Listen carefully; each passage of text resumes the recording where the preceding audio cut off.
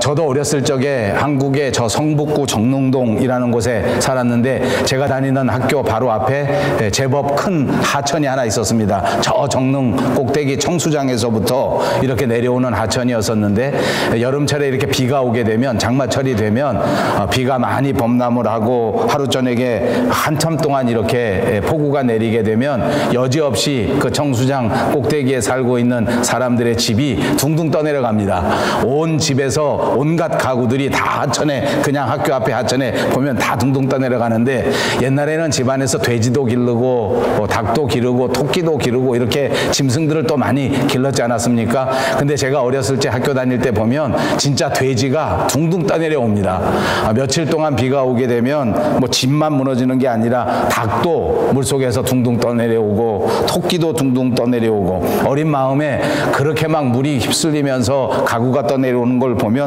얼마나 무섭던지 지금도 생각하면 그렇게 물이 범람하는 걸 생각만 해도 무시무시한 그런 기억이 납니다. 정말 무섭습니다. 홍수, 비 피해. 이게 심해지면 뭐 웬만한 집은 그냥 넘어져 버리고 가구들도 다 둥둥 떠내려가고 이렇게 가축들도 둥둥 떠내려갑니다. 이걸 당하는 사람은 얼마나 불행이겠습니까? 살아가면서 이런 불행이 없기를 바랍니다.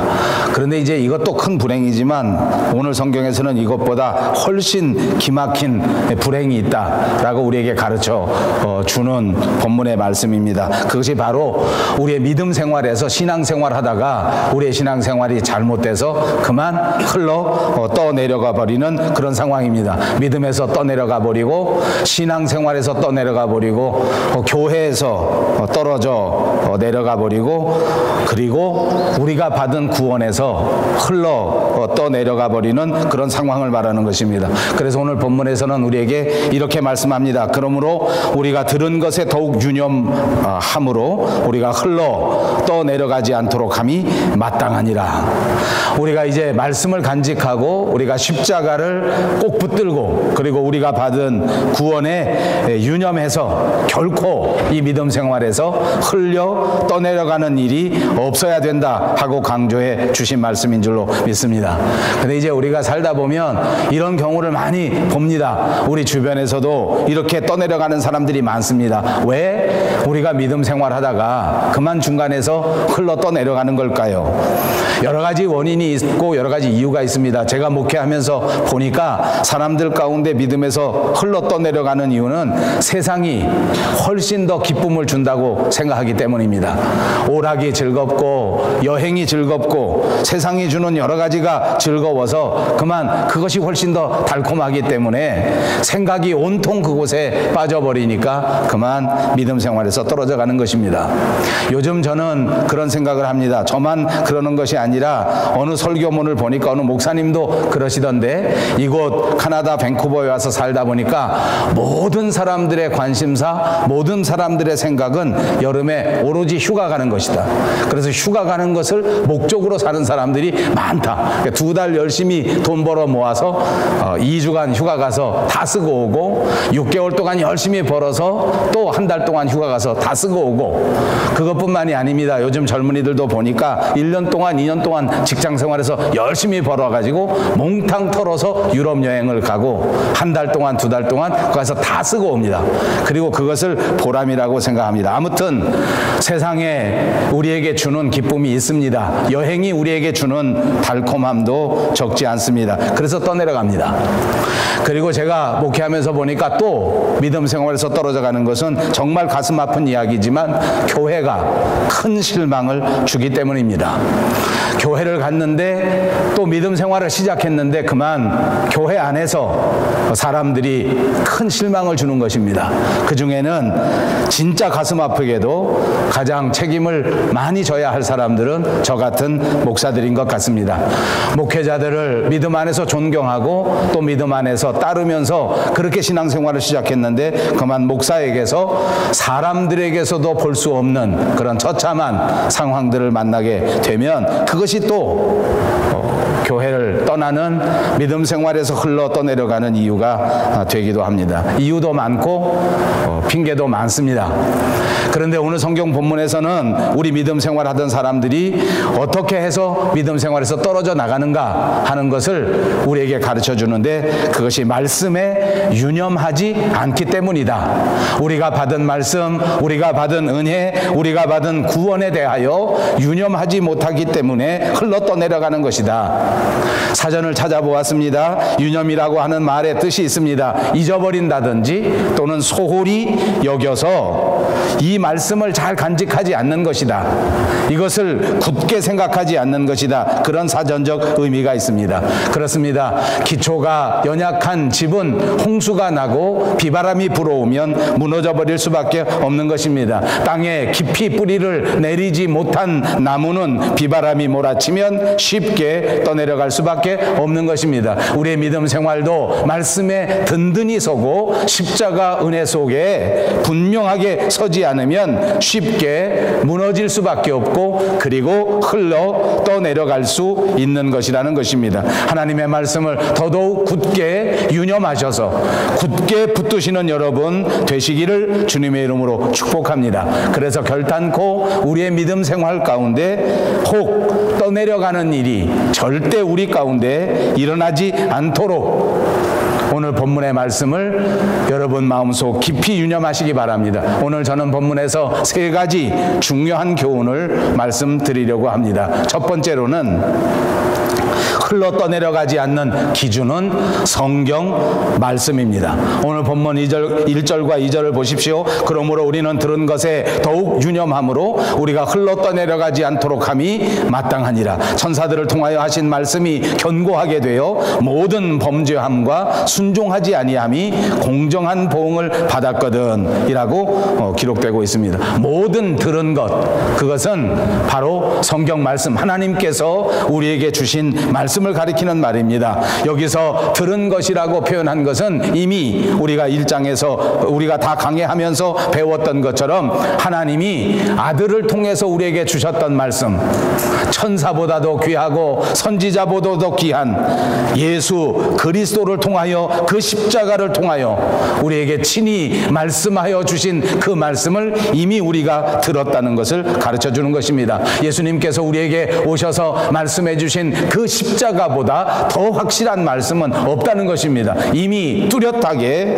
그 십자가를 통해서 우리에게 말씀해 주셨는데, 그 말씀을 듣고 그 말씀을 간직하고 그 말씀을 깊이 묵상하고 유념하는 것은 반드시 저와 여러분이 해야 할 우리의 삶의 모습인 것입니다. 성숙한 신앙인이라고 하면 이 말씀을 간직하고 이 말씀을 깊이 생각해야 하는 것입니다. 성숙한 그리스도인은 이 하나님의 말씀을 따라 이제부터 내 마음을 내려놓고 내 생각도 내려놓고 내 계획도 내려놓은 채 우리에게 전해주신 그 귀하신 말씀을 붙들고 다시 우리에게 주어진 인생을 예수 그리스도의 말씀을 따라 살아야 할 줄로 믿습니다.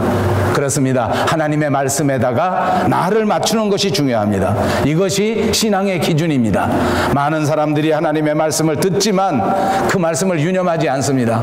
많은 사람들이 하나님의 말씀을 받았는데 하나님의 말씀에다가 나를 맞추는 것이 아니라 말씀을 소홀히 여긴 채 여전히 내 생각을 내세우고 여전히 내 입장을 내세우고 여전히 내 삶의 방법을 고수하고 있는 것입니다.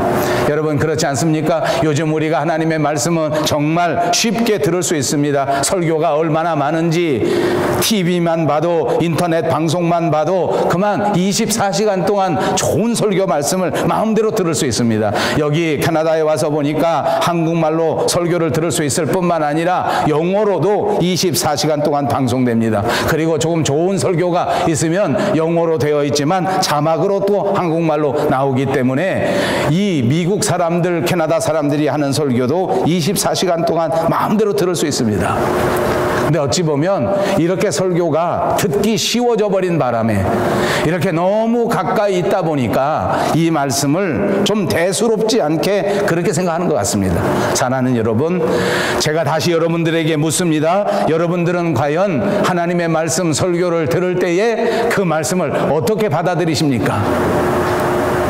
그 말씀을 내가 어떻게 받아들이는가, 그 말씀을 대할 때 내가 어떻게 말씀을 대하는가, 정말 귀중하게, 진짜 소중하게 그 말씀을 받아들이고 그 말씀을 붙들고 말씀의 은혜를 받아야 하는 것이 저와 여러분인데, 이 말씀이 너무 많아서 그런지는 몰라도 말씀을 소홀하게 여기고 말씀을 대수롭지 않게 받아들이는, 그래서 전혀 그 말씀에 대하여 집중하지도 않고 전혀 그 말씀에 대하여 아무런 반응도 하지 않는 것, 그것이 바로 저와 여러분의 문제가 아닌가.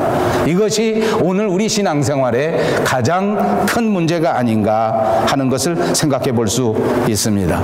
여러분 어떻습니까? 말씀 듣고 정말 깊이 집중하십니까? 말씀이 여러분 마음속에 들어오게 되면 그걸 꼭 간직하시느냐, 그 말입니다. 아니면 그냥 금방 듣고 금방 일어나면 잊어버리시진 않습니까? 이렇게 말씀드리는 저도 참 부끄럽습니다. 저도 요즘은 말씀을 듣고 일어서면 금방 잊어버립니다. 말씀을 전파해놓고도 일주일만 지나면 잊어버립니다. 사랑하는 여러분, 정신 똑바로 차리지 않으면 말씀에 유념하거나 말씀을 간직하고 말씀에 올바른 반응을 하는 성숙한 신앙인으로 살기가 어렵다고 말씀드리고 있는 것입니다. 정신 똑바로 차리십시다. 정신을 똑바로 차리시고 말씀을 결단코 소홀히 여기지 않는 저와 여러분 모두가 되시기를 주님의 이름으로 축복합니다. 이 말씀이 우리 마음속에 떠내려가지 않도록, 이 말씀이 그냥 흘러가 버리지 않도록 꼭 붙들고 꼭 유념할 수 있는 우리들이 되어야 한다는 말씀입니다. 두 번째로는 떠내려가지 않으려고 하면 구원을 확신하여야 한다. 오늘 본문 3절에 기록하기를 우리가 이같이 큰 구원을 등한히 여기면 어찌 그 보응을 피하리요. 이 구원은 처음에 주로 말씀하신 바요 들은 자들이 우리에게 확증한 바니 라고 말씀하고 있습니다. 지난주에도 말씀드린 것처럼 우리가 믿는 성경 말씀의 핵심이라고 하면 그것은 바로 십자가의 사건입니다. 그리고 우리가 믿는 성경의 핵심은 십자가 사건을 통하여 우리에게 주신 구원인 줄로 믿습니다. 우리 믿는 사람들은 교회 다니면서 가장 많이 듣는 말 가운데 하나가 구원입니다. 여러분, 일반적으로 우리 구원이라고 하는 말은 급박한 상황 속에서, 위험 속에서 건져내는 것을 말하는 것 아닙니까? 만약 수영을 할 줄 모르는 사람이 물에 빠졌습니다. 금방 덤벙대다가 생명을 잃어버릴 수 있는 위험에 처하게 되었다고 생각해 보십시오. 그때 어떤 사람이 나타나서, 그때 어떤 구조대원이 나타나서 그에게 다가가 그를 건져낸다고 하면, 그 위험에서부터 벗어나게 해준다고 하면 그것을 구원이라고 말할 수 있을 것입니다. 그렇습니다. 이렇게 구원이라고 하는 말은 그 상황에서, 그 위험 속에서, 그 위기 속에서 건져내는 것을 말하는 것입니다. 그런데 그것이 종교적인 상황 속에서는 좀 더 특별한 의미로 쓰여지기도 하는 것입니다. 사전에서는 이 종교적 구원의 뜻을 또 이렇게 풀이했습니다. 고통, 악, 유한성, 죽음, 이런 것과 같이 근본적으로 부정적이거나 근본적으로 불가능한 상황 속에서 사람들을 구출하는 것, 그것이 종교적 의미의 구원이다. 그러니까 종교적 의미의 구원이라고 하는 것은 사람이 숙명적으로 당할 수밖에 없는 가장 근본적인 그런 위기에서부터 건져내는 것, 그것을 구원이라고 말할 수 있다 하는 말입니다. 우리가 익숙하게 아는 것이 있습니다. 불교에서는 우리 사람들이 직면하고 있는 가장 근본적인 위기를 고통과 집착이라고 말합니다. 그래서 불교를 믿는 사람들은 이 고통에서 벗어나고 이 집착에서 벗어나는 것이 해탈이라고 말하고, 이 해탈이 우리의 진정한 구원이라고 말하고 있는 것입니다. 힌두교에서는 인간이 직면하고 있는 가장 근본적인 위기를 윤회라고 파악하고 있습니다. 여기서 윤회라고 하는 것은 탄생, 죽음, 그리고 재생이라고 하는 것을 말하는 것인데, 이것이 우리 사람들에게 영원토록 굴레가 될 수밖에 없다는 것을 말하는 것입니다. 그래서 구원이라고 하는 것은 이 윤회의 굴레에서 벗어나서 다시는 이 윤회의 굴레에 들어가지 않는 것, 그것을 가리켜 구원이라 하고, 그것이 참다운 평안과 안식을 줄 수 있다고 말합니다. 그러면 여러분, 저와 여러분이 믿는 우리 기독교에서는 인간의 가장 근본적이고 가장 근원적인 위기가 무엇이라고 말하고 있는 것입니까? 우리 성경은 우리 인간이 가지고 있는 가장 근본적인 위기, 우리의 존재론적인 그런 근원적인 위기의 뿌리를 한마디로 죄라고 말하는 것입니다. 우리 기독교에는 우리가 가지고 있는 가장 큰 위기는 죄, 그 죄에서 벗어나지 아니하고는 구원을 얻을 수 없다고 말하고 있습니다. 그리고 이 죄는 원죄와 자범죄가 있다고 말합니다. 원죄는 태어나면서부터 가지고 있는 죄요, 자범죄는 우리가 살아가면서 구체적으로 우리의 상황 속에서 저지르는 범죄를 말하는 것입니다. 그래서 성경은 우리에게 말합니다. 이 죄에서 벗어나는 것이 구원이다. 그래서 우리 기독교는 이 죄로부터의 구원이 진정한 구원이요, 이것이 큰 구원이다 라고 말씀해 주는 줄로 믿습니다. 그래서 오늘 성경 본문에는 이같이 큰 구원이다. 이것은 히브리서를 기록한 기자가 정말 철학적으로 기록한 글입니다. 종교적으로 기록한 글입니다. 다른 어떤 구원과도 다른 우리 기독교의 구원, 죄로부터의 구원, 그것을 이같이 큰 구원이라 이렇게 말합니다. 이제까지 인간들은 이것을 생각도 하지 못했습니다. 이제까지 사람들은 이런 구원이 있는지 상상조차 못했습니다. 그러나 히브리서 기자를 통하여 이런 구원이 있다는 것, 이것이 정말 확실한 구원이요, 이것이야말로 완벽한 구원이라고 하는 것을 우리에게 가르쳐 준 것입니다. 정말 감탄스러운 일입니다. 오늘 본문 3절을 다시 보십시오. 우리가 이같이 큰 구원을 등한히 여기면 어찌 보응을 피할 수 있겠는가? 우리를 질책하는 것입니다. 등한히 여기는 것은 무엇입니까? 무관심하다는 말입니다. 나와는 관계가 없는 것처럼 내버려 두는 것입니다. 나와 아무 상관이 없는 것처럼 그렇게 구원을 생각하고 있는 것입니다. 여러분, 우리는 이 세상 살면서 구원이 나와 아무 상관이 없다고 생각하면 안 됩니다. 여러분, 반드시 명심하십시오. 여러분들과 하나님의 말씀은 정말 밀접한 관계가 있습니다. 여러분의 생명과 교회 생활은 정말 밀접한 관계가 있습니다. 이것을 떠나서는 생명을 얻을 수도 없고, 이것을 떠나서는 결코 이 모든 보응을 피할 수 없습니다. 예수님께서 이 땅에 오셨습니다. 우리를 위하여 그 귀하신, 그 보배로우신 살과 피를 아낌없이 내어 주심으로써 우리의 모든 죄가 깨끗해지고 우리의 죄악이 해결되고 저와 여러분이 드디어 구원받게 된 것입니다. 이 큰 구원을 깊이 간직하시고 이 구원 때문에 하나님 앞에 늘 감사하면서, 늘 기뻐하면서 능력 있게 찬양하면서 살아갈 수 있는 저와 여러분들이 꼭 되시기를 바랍니다. 마지막 세 번째입니다. 흘러 떠내려가지 않을 수 있는 힘은 바로 성령의 능력입니다.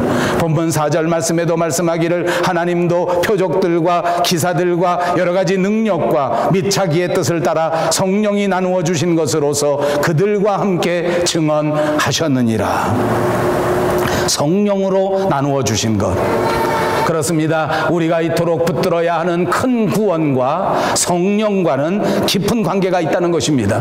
우리가 이렇게 구원받게 된 것은 십자가의 사건인 것인데 이 십자가 사건과 성령님과 또 다른 관계가 있다는 것을 말하는 것입니다. 그렇습니다. 성령께서 개입하셨습니다. 성령께서 우리에게 믿음을 주셨단 말입니다. 저와 여러분이 아직 하나님을 알지도 못했을 때에 우리 스스로 예수 그리스도의 능력을 찾아 나서지 못했을 그때에 성령께서 저와 여러분에게 찾아와 주셔서 주님을 찾을 수 있게 해주시고, 주님을 만날 수 있게 해주시고, 용기를 낼 수 있게 해주시고, 주님과 더불어 믿음으로 고백할 수 있게 만들어 주신 것입니다. 성령께서 우리를 도우셨기에 저와 여러분은 예수님을 나의 구주로 영접할 수 있었는 줄로 믿습니다.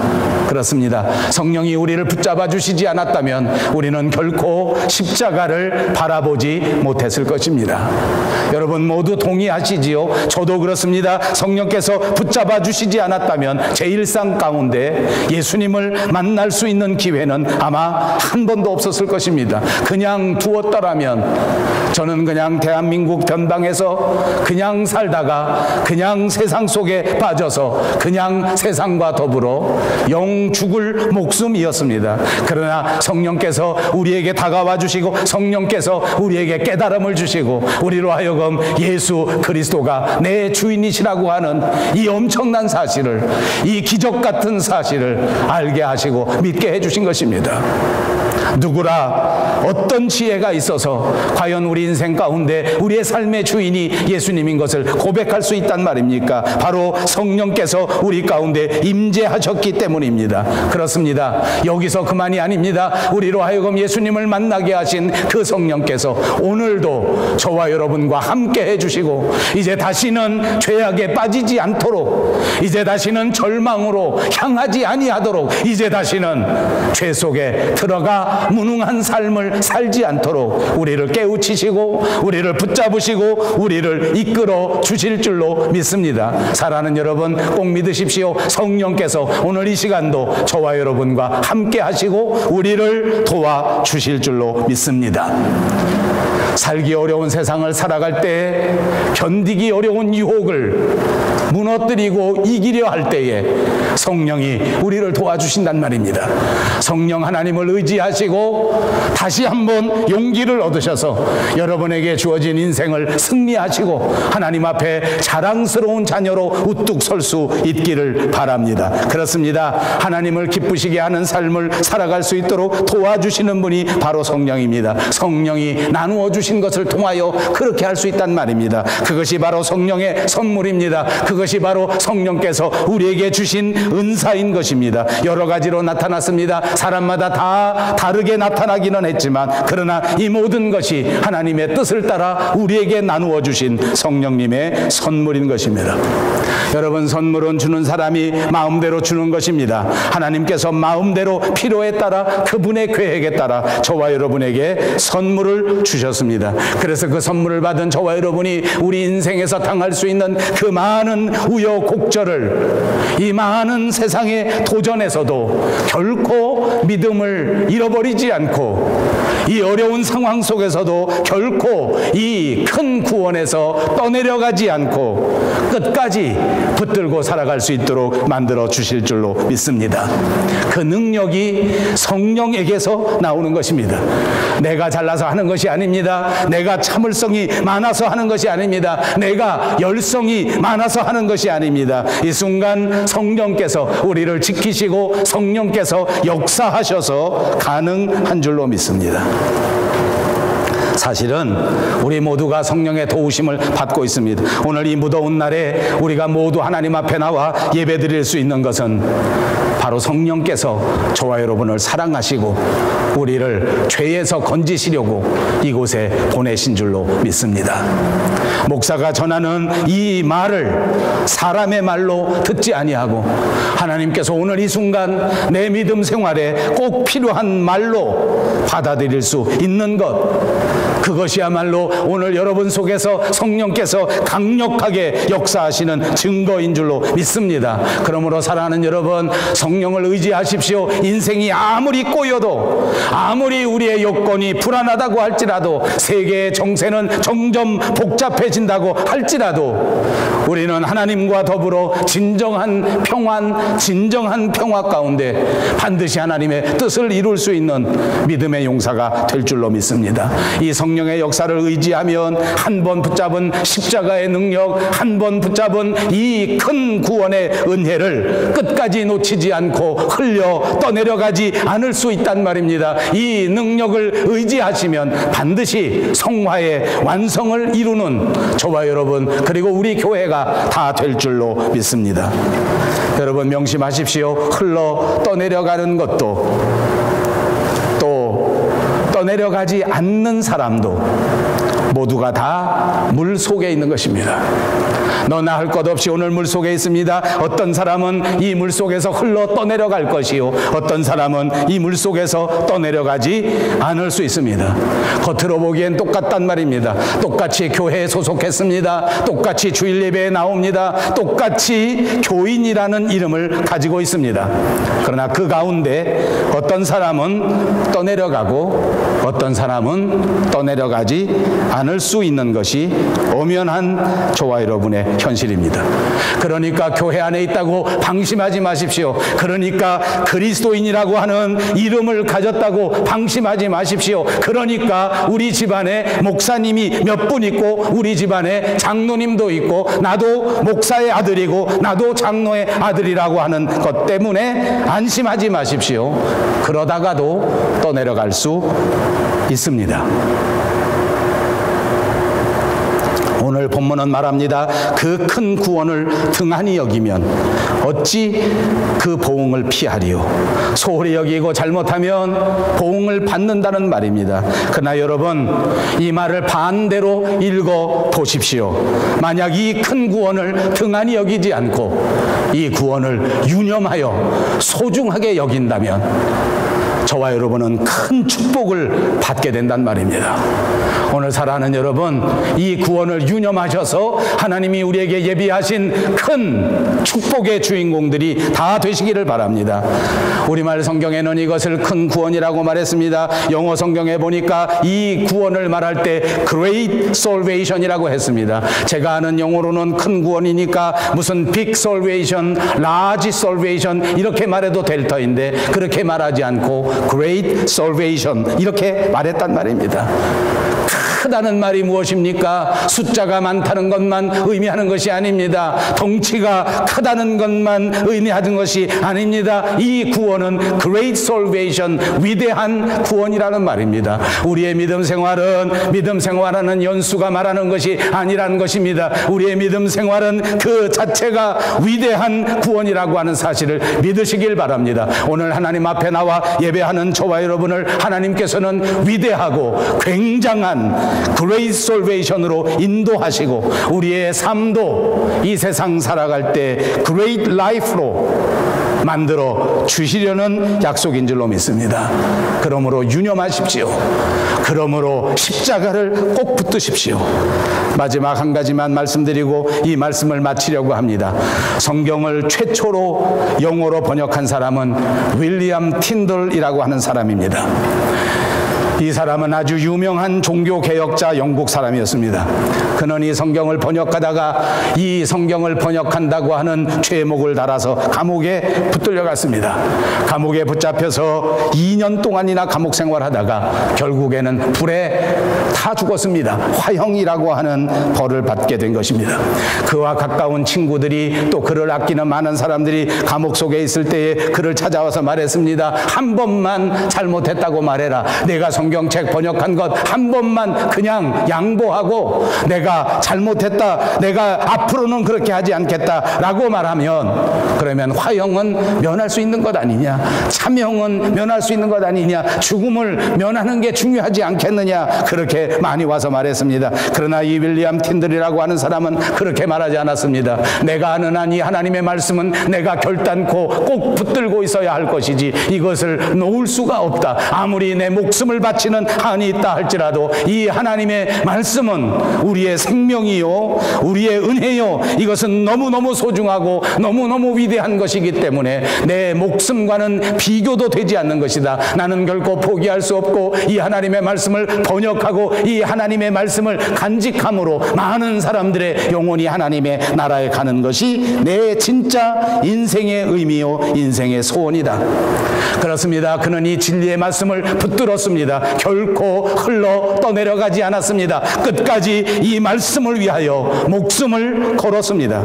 그는 죽었습니다. 화형을 당했습니다. 그러나 그 화형을 당하는 순간에도 오 주여 이 왕의 무지함을 용서하시고 이 왕의 눈을 열어주십시오 라고 기도하면서 마지막 죽음을 맞았습니다. 그가 죽고 10년, 20년 지난 다음에 드디어 영국의 제임스 1세라고 하는 왕이 되었습니다. 그는 이제 이 성경을 번역하기 시작했습니다. 국가가 이 성경을 번역해서 우리가 잘 아는 소위 킹 제임스 번역 성경이 나왔습니다. 킹 제임스 번역이라고 하는 책은 이렇게 영국에서 국가가 인정해주는 성경책이다 해서 우리말로는 흠정역이라고도 말하는 것입니다. 우리로 말하면 거민정 교과서, 인정 교과서 이렇게 말할 수 있는 성경이 바로 킹 제임스 번역인데, 이 킹 제임스 번역의 무려 70%가 넘는 번역을 윌리엄 틴들의 번역본으로 가져다가 썼다는 것입니다. 이것 때문에 영국은 정말 위대한 신앙적 부흥이 일어났습니다. 이때부터 영국 사람들 가운데 세계에 가장 괄목할 만한 신학자들이 나오기 시작한 것입니다. 이때부터 그 윌리엄 틴들의 희생으로 영국 사람들은 세계의 신앙을 이끌어갈 수 있는 영적 횃불이 되었습니다. 목회자들이 나오고 선교자들이 나오고 신학자들이 나왔습니다. 그래서 세계의 가장 위대한 국가 가운데 하나, 그레이트 브리튼이 됐던 것입니다. 그런데 여러분, 요즘 영국은 어떻게 되었습니까? 아니, 영국뿐만 아니라 그 많은 유럽의 교회들이 어떻게 됐습니까? 세상과 타협하고 세상의 즐거움에 빠져 모두가 흘러 떠내려가 버리고 있습니다. 육신주의에 빠집니다. 상대주의에 빠집니다. 이단 사상에 빠졌습니다. 모슬렘의 사상에 빠져 그만 모두가 급류에 휩쓸려 떠내려가는 처참한 환경이 되고 말았습니다. 우리 한국 교회는 어떠합니까? 우리 대한민국은 어떻게 되었습니까? 우리의 믿음의 조상들이 피를 흘리면서, 우리의 믿음의 조상들이 타협하지 않으면서 끝까지 말씀을 붙들었기에, 그 십자가를 붙들었기에 세계가 부러워할 만한 위대한 부흥을 이룬 나라 아닙니까? 그런데 우리가 깨어서 이 십자가 복음을 붙들고 유념하지 않았기 때문에 우리 교회도 오늘 흘러 떠내려가고 있는지도 모릅니다. 세상에 빠져, 육신에 빠져, 온갖 죄악에 빠져 흔들려가고 있는 시대 속입니다. 사랑하는 여러분, 이제 우리의 생각을 다시 한번 고쳐 먹습니다. 하나님이 우리에게 주신 말씀에 유념하는 교회, 하나님이 우리에게 베풀어 주신 그 위대한 십자가에 유념할 수 있는 신앙인, 이 복음의 진리를 위하여 결코 흔들리지 않고 내가 가진 모든 것들을 다 바칠 수 있는, 내 생명마저도 내어놓을 수 있는 투철한 그리스도인들이 다 돼야 될 줄로 믿습니다. 사랑하는 여러분, 이 시대 속에서 결코 흔들리지 않는 하나님의 말씀을 유념하는 그리스도인들이 되시기를 주님의 이름으로 축복합니다.